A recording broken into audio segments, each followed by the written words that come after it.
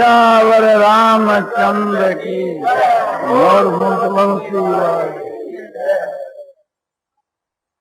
एक सज्जन ने अभी शिक्षा के विषय में कहने के लिए कहा और उनके हृदय का उद्गार जो है वो ठीक है।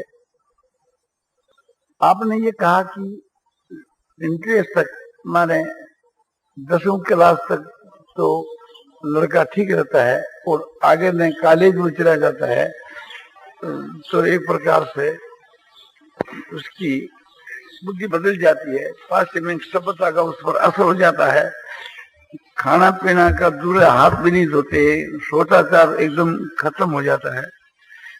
ये बात एकदम ठीक है। इतना ही नहीं बल्कि एक प्रकार से उसका खान पान भी बिगड़ जाता है। होटलों में एक प्रकार से बाजार वगैरह की चाय पान और सभी कोई बात का खाने पीने का अपना परहेज नहीं रहता और अपना जो सनातन धर्म है वैदिक धर्म है उसके बिल्कुल खराब हो जाता है। और समझो कि हम लोग तो धर्म की दृष्टि से उसको बहुत ही खराब समझते ही हैं, किंतु जो इसको धर्म की दृष्टि से खराब नहीं समझते ऐसे समझो कि राजेंद्र बाबू, नेहरू जी, ये लोग भी उस आजकल की शिक्षा को देख करके घबरा रहे हैं और हैरान हैं और कहते हैं कि हमारे पास कोई ऐसी बात नहीं कि वो क्या उपाय करें, दूसरी हमारे पास कोई पद्धति तैयार नहीं और इसके लिए कोई भी एक प्रकार से शिक्षा की ऐसी कोई प्रणाली बनाई हुई नहीं है। पूर्व के बीच के वहां जो मेघला नाम का एक लॉर्ड हुआ था, उसने एक बात घोषणा कर दी थी कि मैं इतना वर्ष के अंदर सबको अंग्रेज बना दूंगा। देखने में ऊपर के समझो कि पोशाक हिंदुओं की रहेगी किंतु भीतर से मैं बिल्कुल उसको अंग्रेज बना दूंगा। क्योंकि हम तो देखते हैं कि ऊपर से भी अंग्रेज बनने को जा रहे हैं, अंग्रेजों का अब राज नहीं है, तभी समझो सुथन पहनते हैं, पाजामा पहनते हैं, छोटे छोटे लड़के लड़कियां जिसको देखकर ऐसा प्रतीत होता है कि ये मुसलमान की लड़की होगी या मुसलमान का लड़का होगा।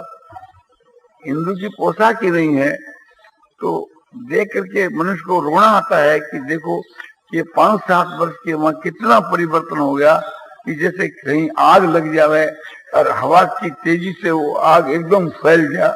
इस प्रकार से सारे हिंदुस्तान के बीच के वहां ये पहरान है ये बिल्कुल खराब हो गया 5-7 वर्ष के बीच के वहां।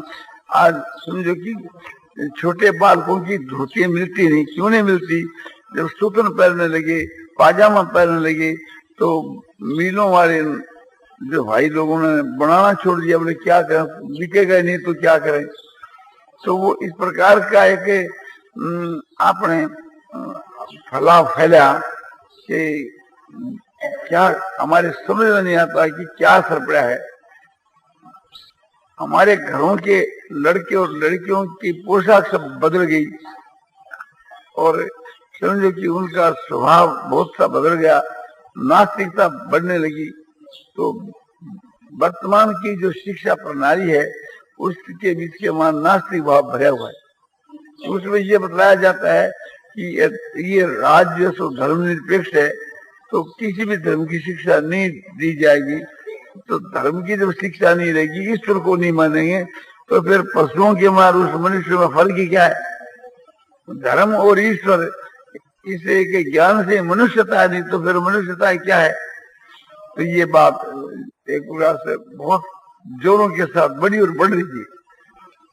अभी इसे के रुकावट का कोई रास्ता देखने में नहीं आता है।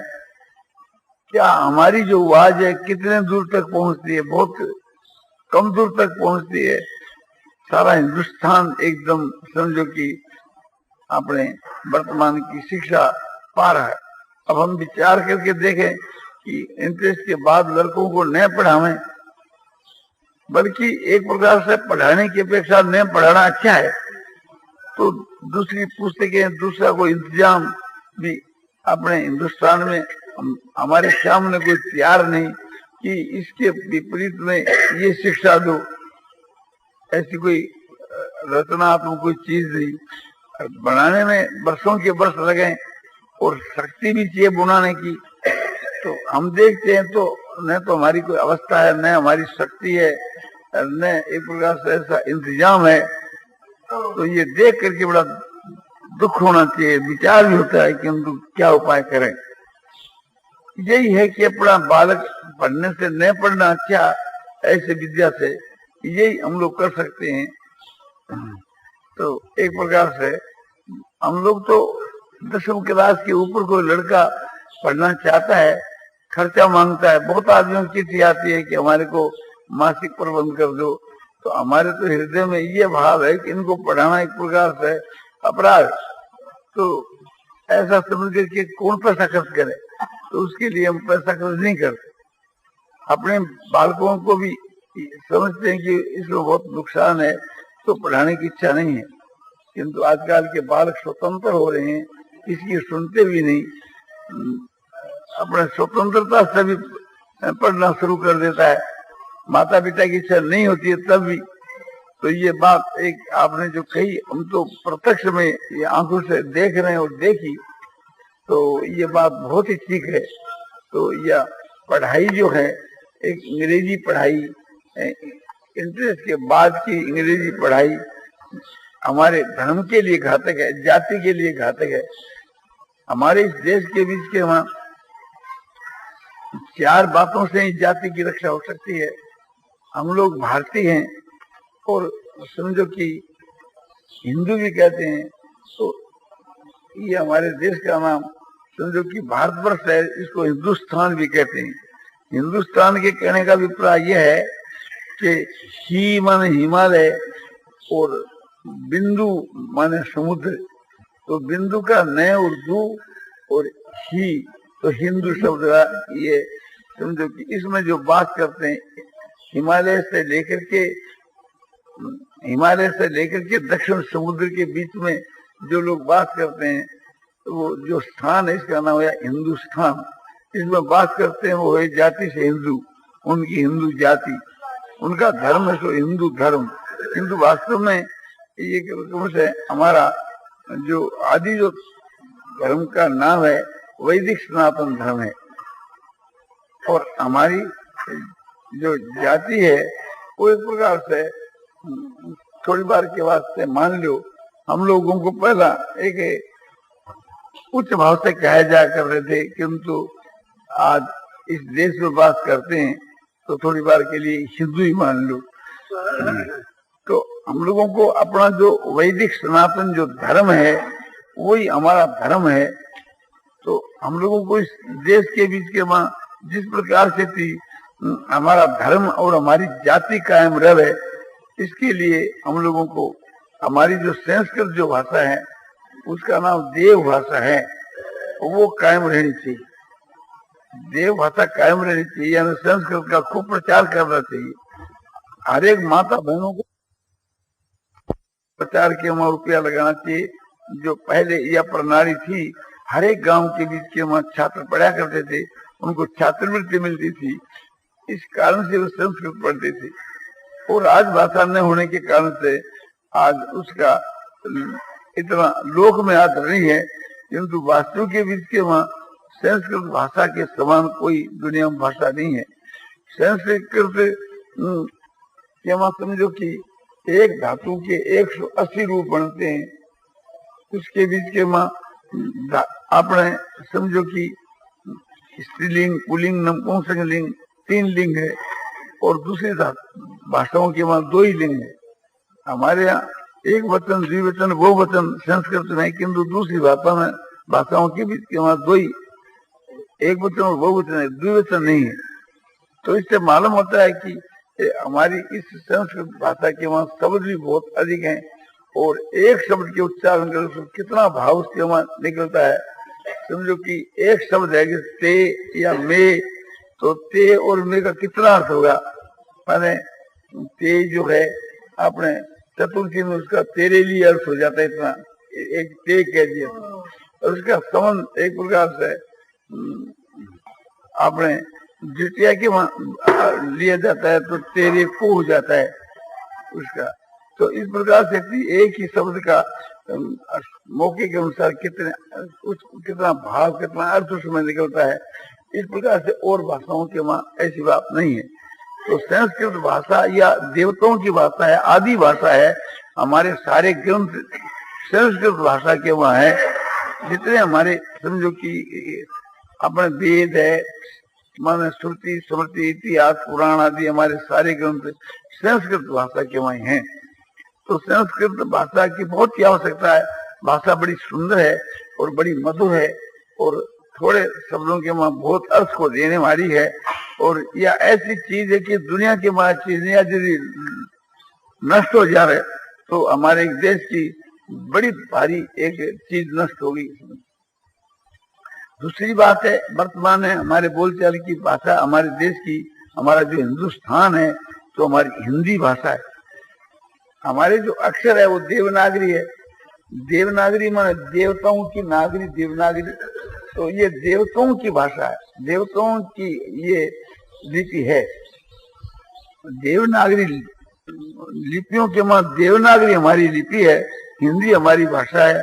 संस्कृत हमारी भाषा पुराने जमाने की थी। तो हिंदी और संस्कृत देवनागरी लिपि इनकी तो बहुत ही आवश्यकता है। ये कायम अवश्य रहनी चाहिए। ये नहीं कायम रहने से फिर हमारा हिंदुत्व तो क्या रहा। दूसरी बात है कि हमारी जो जाति है और हमारा जो धर्म है उस दोनों को कायम रखने के वास्ते ये हमारी भाषाओं की आवश्यकता है। और भाषा और वेश, वेश हमारा ये था स्त्री के लिए और पुरुषों के लिए कि एक अधोवस्त्र एक उत्तरीय वस्त्र।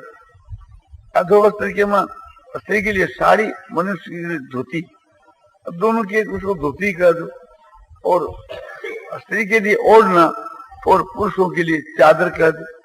बस ये हमारा पुराने जमाने का शास्त्र के अनुसार हमारा वेश था। उसके बाद में जैसे हम ये पहनते हैं बंडी वगैरह, ये एक प्रकार उसके बाद की है। समझो कि जिसको कहते हैं कि बगलबंदी, कमरी। तो बगलबंदी का मतलब क्या है कि बगल तक आपके शरीर को बांधने वाली, कमर तक शरीर को बांधने वाली कमरी, समझाना।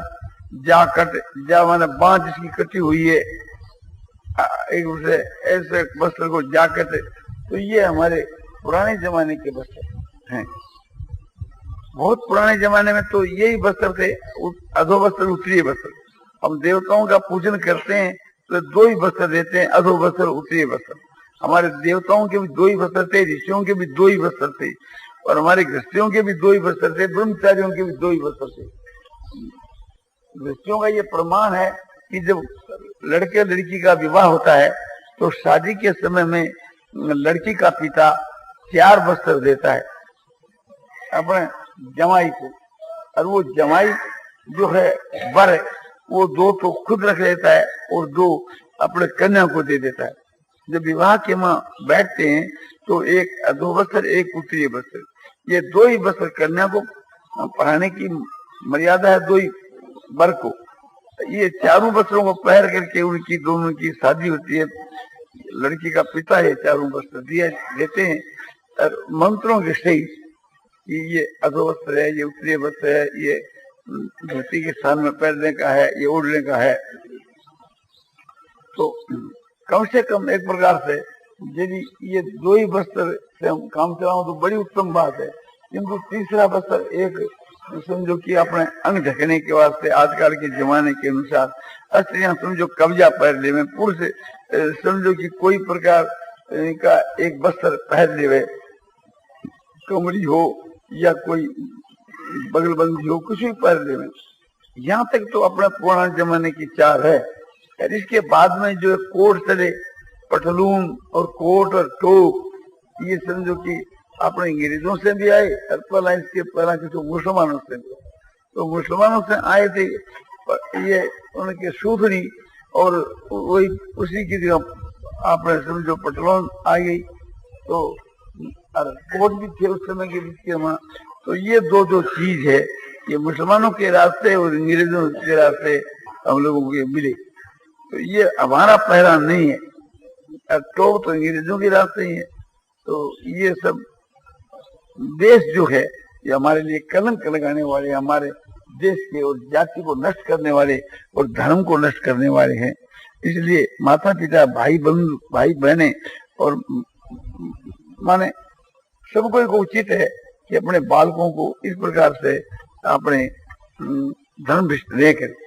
आप लोग उचित समझें तो एक प्रकार से माता बहनों से, भाइयों से, सबसे हमारी ये प्रार्थना है कि यदि कोई आप माने और आप इसका प्रयत्न करें तो बालकों का जो बेस है इसका सुधार करना चाहिए।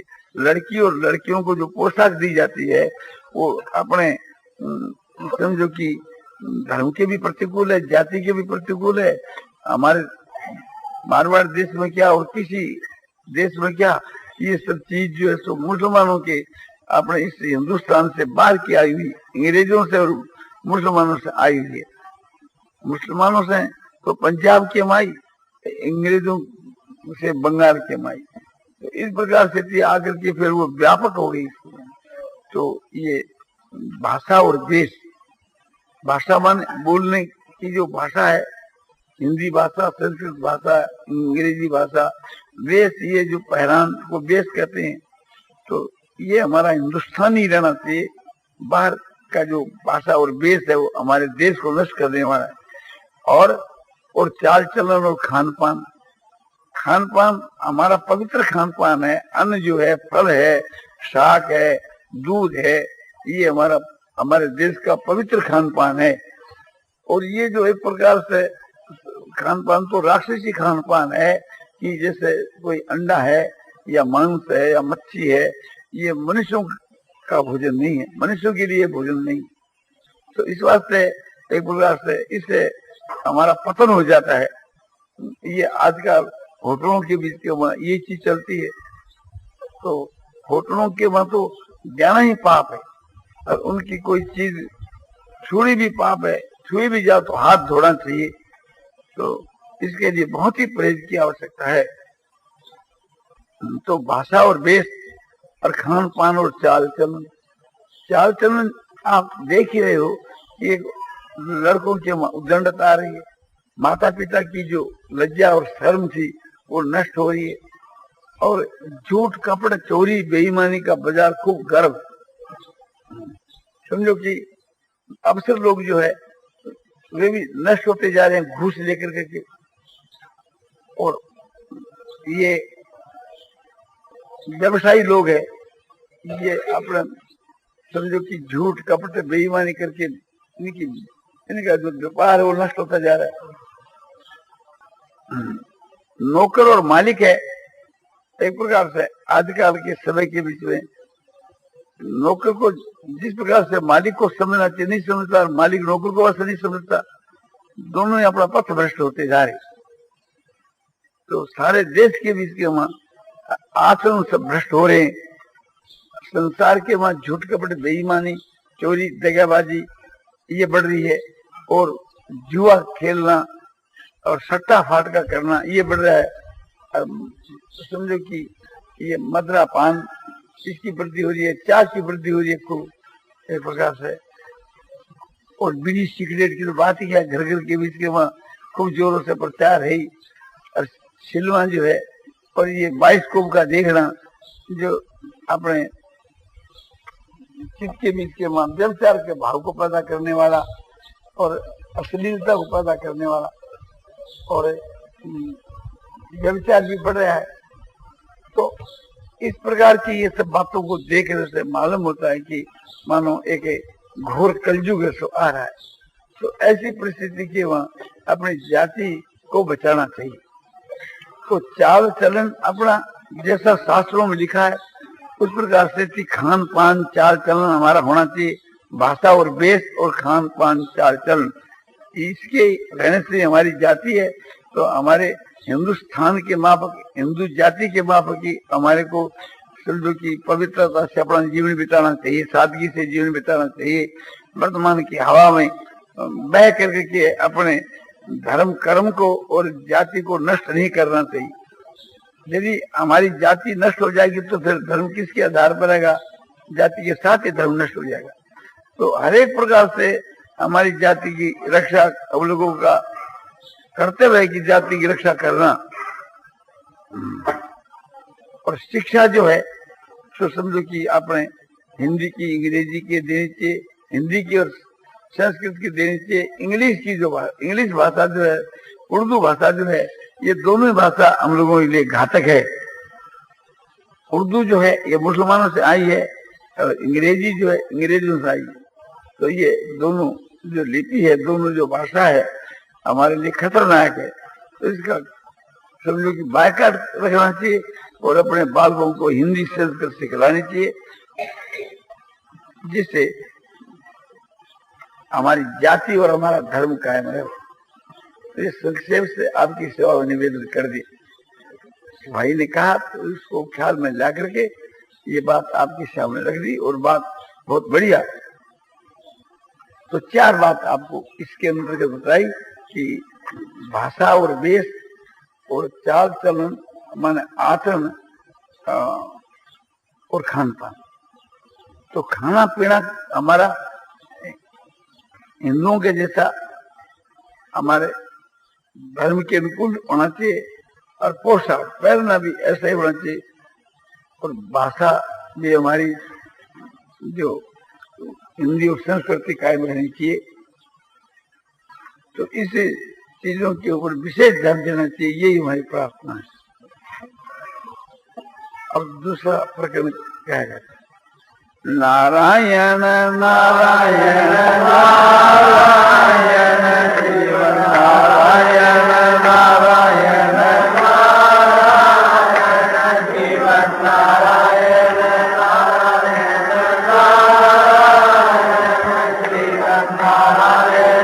नारायण नारायण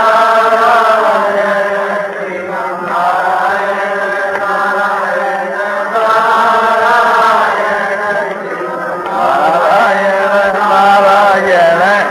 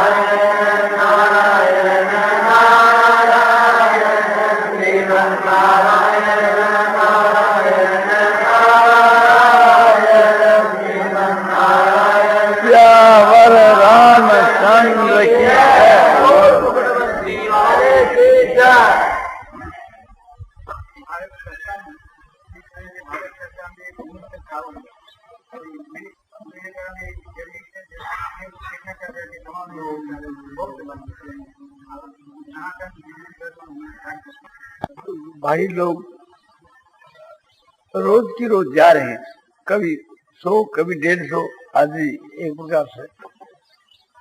और हमारा भी यहाँ से कोई गुरुवार तक जाने का सब विचार कर रहे हैं, गुरुवार शाम। तो आज के दिन को लेकर के 5 दिन, आज रविवार है तो रवि सोम मंगल बुध विष्णु, जाने के दिन को भी गिनने में, आज को भी गिनने में, तो 5 दिन। तो जाने वाले भाइयों से यही सबसे प्रार्थना है कि आप लोग जो यहाँ पधारे, आप लोगों ने यहाँ पधार करके हमारे ऊपर बड़ी दया की। आप लोगों का बहुत ही प्रेम का व्यवहार रहा, आप लोगों का बर्ताव भी बहुत बढ़िया रहा। हम उसका बदला नहीं चुका सकते। जैसा आप लोगों का भाव है उनके अनुसार हम आपकी सेवा भी नहीं कर पाए और नहीं कर रहे हैं और नहीं कर सकते, क्योंकि हमारे सामर्थ्य के बाहर। आप लोगों का जो प्रेम, श्रद्धा, बर्ताव और स्वतंत्रता, व्यवहार, ये समझो की प्रशंसा के लायक है। इसलिए ये एक प्रकार से बहुत ही एक सराहनीय है। हमारा जो व्यवहार है जैसा होना चाहिए उसमें बहुत कमी है। आप लोग आए हैं आत्मा के उद्धार के लिए, आत्मा के कल्याण के लिए, और जब तक आत्मा का उद्धार या आत्मा का कल्याण नहीं हो जाता तो आपका सवाल तो हम पूरा नहीं कर सके, और करें कैसे? हमारी सामर्थ्य भी नहीं कि हम आपका सवाल पूरा कर सकें। या तो भगवान कर सकते हैं या आप चाहे तो खुद कर सकते हैं। ऋषि मुनियों के जो वचन है और भगवान श्री कृष्ण जी के जो वचन है, गीता जो है भगवान के वचन है और शास्त्र है ऋषि मुनियों के वचन है। उन्हें शास्त्रों के आधार पर आपकी सेवा के वहां प्रार्थना की जाती है, विनय किया जाता है। उसके अनुसार आप लोग उसको काम में लावें। मैं काम में लाऊं, मैं लाऊं तो मेरे लिए हित की बात है, आप लाओ तो आपके लिए हित की बात है। तो आप उसको काम में लावें तो आपका कल्याण हो सकता है, इसमें कोई शंका की बात नहीं। तो इसलिए आपके कल्याण के आप लोग मदद करें तो आपका कल्याण सहज में हो सकता है। या भगवान दयालु है, वे हम लोगों के दोषों की तरफ देखते ही नहीं है और दया और प्रेम करते हैं, बिना ही कारण दया करते हैं, प्रेम करते हैं। तो उनकी जो सूर्यता है उसके प्रभाव से, उसकी कृपा से यदि किसी का कल्याण हो जाए तो ईश्वर की कृपा से हो सकता है। ईश्वर तो असंभव को भी संभव कर सकते हैं। अपात्र जो है वही पात्र बन सकता है ईश्वर की कृपा के प्रभाव से, किंतु वो तो ईश्वर के हाथ की बात है, अपने हाथ की बात नहीं। हम तो इतना ही कर सकते हैं कि ऋषि मुनि और महापुरुषों के जो वचन है उनका अपनी भाषा के बीच के उसका भाव आपको थोड़ा समझा सकते, बस इतना ही कर सकते हैं। आप लोगों का उद्धार करना, कल्याण करना, ये तो भगवान कर सकते हैं। वही सामर्थ्य माने कि आप भगवान की आज्ञा मान करके चलें तो आप का जो पुरुषार्थ है उससे भी कल्याण हो सके। अब ये बात कही जाती है कि अब सब कोई आस्ते आस्ते जा रहे हैं, तो यहाँ की जो बातें हैं उनको मन में, बुद्धि में, इंद्रियों में धारण करके जाना चाहिए और वहां जाकर के उनको अक्षर से काम में लेना चाहिए। वही असली धारण करना है। बातें तो आप लोगों ने बहुत सुनी और हम लोगों ने सुनाई, तो केवल सुनने सुनाने से काम नहीं चलता। हम लोगों को सुनाने का एक व्यसन है, आदत। आप लोगों को सुनने की एक आदत है, समझो। तो उस आदत से पूरी करने से काम थोड़ा होता है। तो कार्य के रूप में उन बातों को परिणित करने से ही आत्मा का सुधार होकर के उद्धार हो सकता है।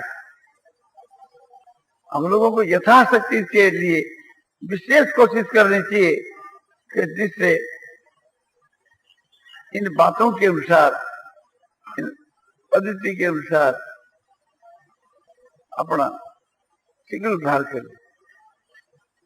यंग यंग वापी श्रवण भावम तम से कलेवरम पंतंग विवेकी कौनते सदा तद भाव भाव।